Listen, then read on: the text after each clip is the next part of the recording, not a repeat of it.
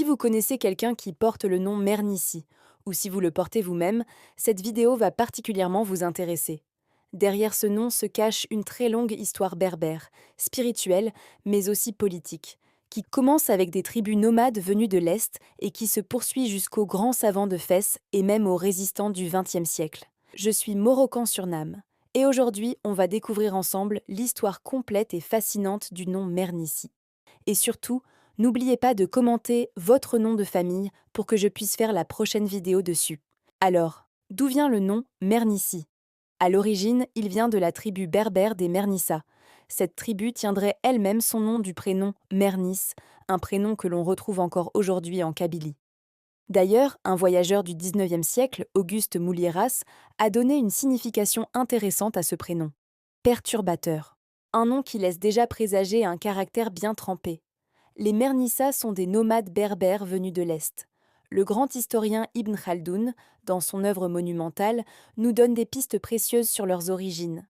Il les considère comme les enfants d'Itoueft, lui-même fils de Nefzao. Et Nefzao n'est pas n'importe qui.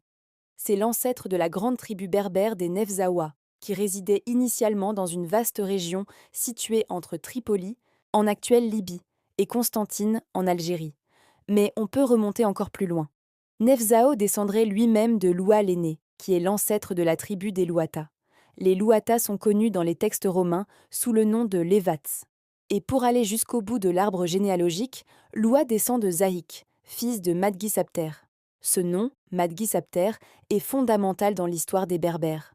Il est considéré comme l'ancêtre de l'une des deux grandes ramifications berbères, les Botres par opposition à l'autre branche, les Branès. Donc, dès le départ, le nom Mernissi nous renvoie à une immense et ancienne lignée berbère, profondément enracinée dans l'histoire du Maghreb. C'est un héritage qui traverse les siècles et les frontières. Au fil du temps, la tribu des Mernissas s'est dispersée. Si certaines fractions de la tribu sont restées en Tunisie et en Algérie, d'autres groupes vont entrer au Maroc dès le 1er siècle de l'Hégire, c'est-à-dire au 7e siècle, en suivant le mouvement de la conquête arabe. Ces groupes de Mernissa vont alors s'installer dans la zone rifène, plus précisément au nord de la ville de Taza. Là, ils forment une tribu qui porte leur nom, consolidant ainsi leur présence dans le royaume. À partir de ce moment, on commence à retrouver leurs traces dans plusieurs régions du Maroc.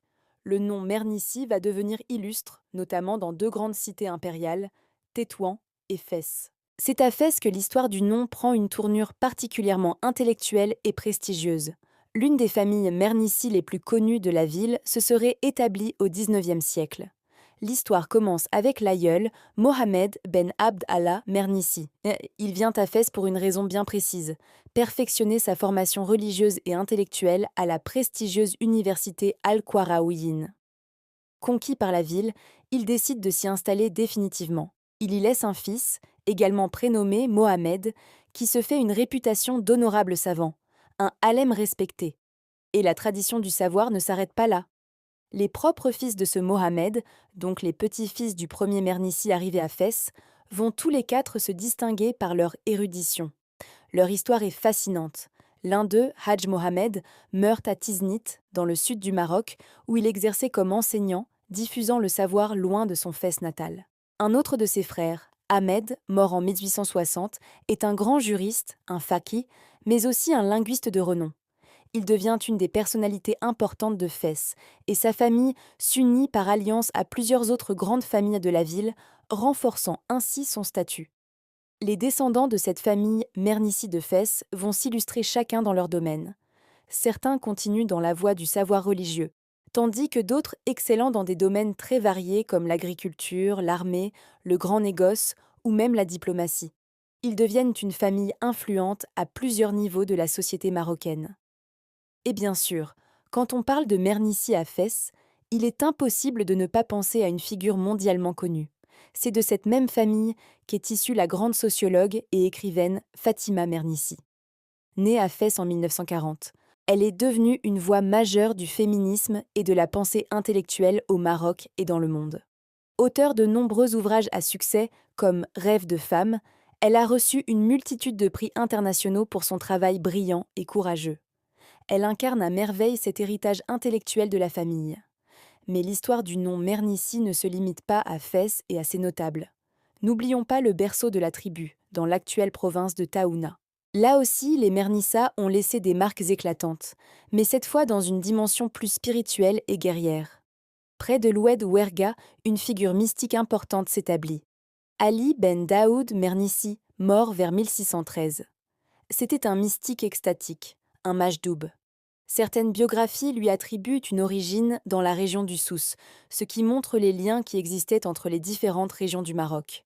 Adepte d'un autre grand saint, Sidi Bouchta el-Kemar, Ali ben Daoud Mernissi fonde une zaouïa, un centre spirituel et religieux. Mais cette zaouïa n'avait pas qu'un but religieux. Son objectif était aussi politique et militaire: organiser la guerre sainte, le djihad, contre l'envahisseur ibérique, espagnol et portugais qui occupait à l'époque plusieurs villes sur le littoral marocain. On voit ici une autre facette du nom Mernissi, celle de la résistance et de la défense du territoire. Et cette fibre patriotique se retrouve bien plus près de nous, à l'époque contemporaine. Dans cette même région, on trouve Mahalem Ahmed Mernissi, né à Ain al-Barda en 1914. Il fut un résistant nationaliste engagé dans la lutte pour l'indépendance du Maroc. Il est tombé au champ d'honneur en 1956, sacrifiant sa vie pour la liberté de son pays.